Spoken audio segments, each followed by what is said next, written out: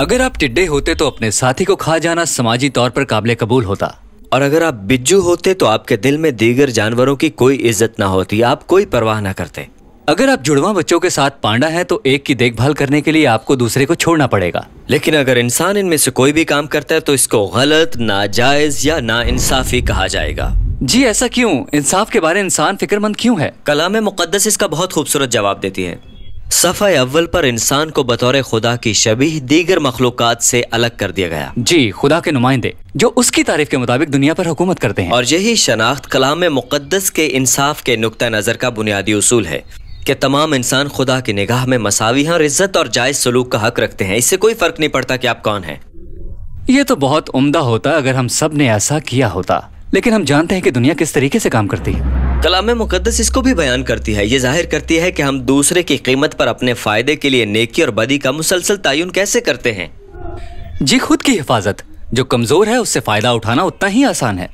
बस कलाम मुक़द्दस की कहानी में हम इसे शख्सी सतह पर होते देखते हैं, इसके साथ खानदानी सतह और बरादरियों में भी ये काम होता है और तमाम तहजीबों में और ख़ास तौर पर कमज़ोरों के लिए नाइंसाफ़ी पैदा की जाती है। पर कहानी यहाँ ख़त्म नहीं होती। सारे मामले से हटकर खुदा एक नए किस्म के ख़ानदान का आगाज़ करने के लिए हज़रत अब्राहम को चुनता है। तो हज़रत अब्राहम ने ख़ास तौर पर अपने ख़ानदान को सिखाना था कि वो रास्तबाजी और इंसाफ के काम करके खुदा ताला की राह अपनाए रखें। रास्तबाजी के काम, ये कलाम मुक़द्दस का लफ्ज़ है, लेकिन एक अच्छा इंसान होने के बारे में क्या ज़हन में आता है? पर अच्छा इंसान होने का मतलब क्या है? इब्रानी कलाम मुक़द्दस में रास्तबाजी के लिए लफ्ज़ सैरका का आता है। ये एक मखसूस किस्म का लफ्ज़ है। ये अखलाकी मायार है जो लोगों के दरमियान दुरुस्त ताल्लुकात की तरफ इशारा करता है, दूसरों को खुदा की शबीह जानकर सलूक करने के मुतल्लिक है ये, यानी खुदा की अता करदा इज्जत को मानना। और लफ्ज़ इंसाफ को इब्रानी में मिशपत कहा गया है, जो लौट कर आने वाले इंसाफ की तरफ इशारा करता है। मसलन अगर मैं चोरी करता हूँ तो उसकी सजा मुझे मिल सकती है। जी बिल्कुल। अब भी कलाम मुक़द्दस में मिशपत लौट कर आने वाले इंसाफ की तरफ इशारा करता है। इसका मतलब है कि ये एक कदम आगे है, दर हकीकत कमजोर लोगों को ढूंढना जिनसे फायदा लिया जा रहा है और उनकी मदद करना। जी, बाज लोग इसे खैरात भी कहते हैं, लेकिन ये इससे कुछ बढ़ के है। इसका मतलब है कि कमजोरों की वकालत के लिए कदम उठाना और नाइंसाफी की रोकथाम करना, समाजी ढांचों में तब्दीली लाना। बस इंसाफ और रास्तबाजी बुनियादी और बेलौस तर्ज जिंदगी है। जी, और ये ख्याल आपको पूरे कलाम मुक़द्दस में मिलता है, जैसे कि अमसाल की किताब में। इसका क्या मतलब है कि वकालत कर, अपना मुंह खोल, रास्ती से फैसला कर और मस्कीन और मोहताजों का इंसाफ कर। और इन अल्फाज से अंबिया कराम ने क्या मतलब अखज़ किया, जैसे कि यर्मिया ने, मजलूम को जालिम के हाथ से छुड़ाओ और किसी से बदसलूकी ना करो और मुसाफिर, यतीम और बेवा पर जुल्म ना करो।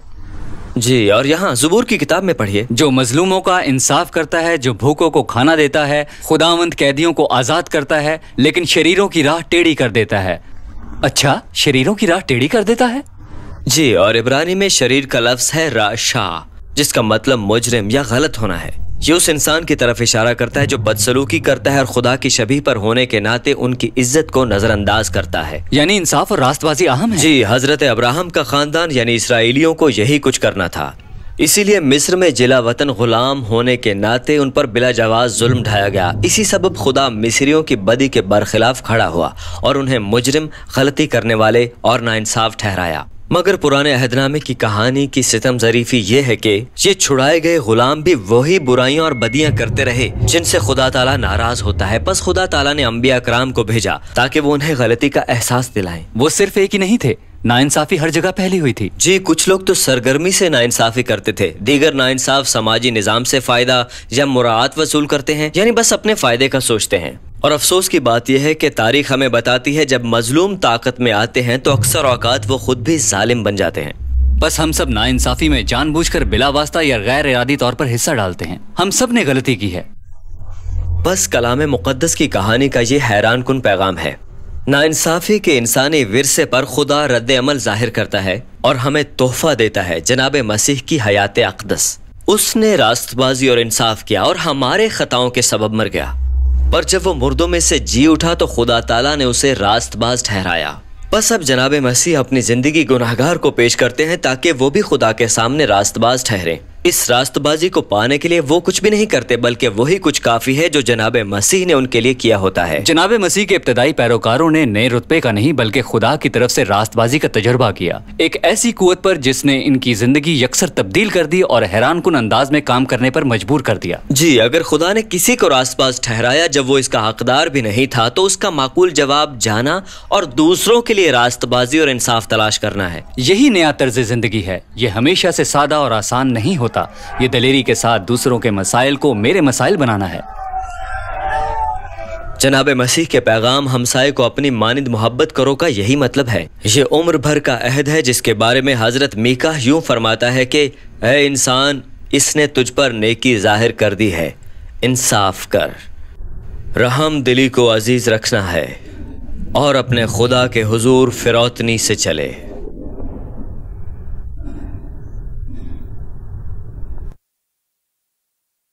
हम जॉन और टिम हैं BibleProject.com से। इस वीडियो को देखने का शुक्रिया। ये एक थीम वीडियो है। हम बाइबल मुकद्दस से एक दास्तान लेते हैं और फिर हम उसे शुरू से पढ़ते हैं ताकि हम उस कहानी के पैगाम और बयान को पूरी तरह से समझ सकें। बाइबल प्रोजेक्ट एक नॉन प्रॉफिट एनिमेशन स्टूडियो है और हम क्राउड फंडेड हैं, यानी वीडियोस बनाने में आप लोग भी हमारी मदद कर सकते हैं। मजीद इन्फॉर्मेशन के लिए विजिट कीजिए BibleProject.com।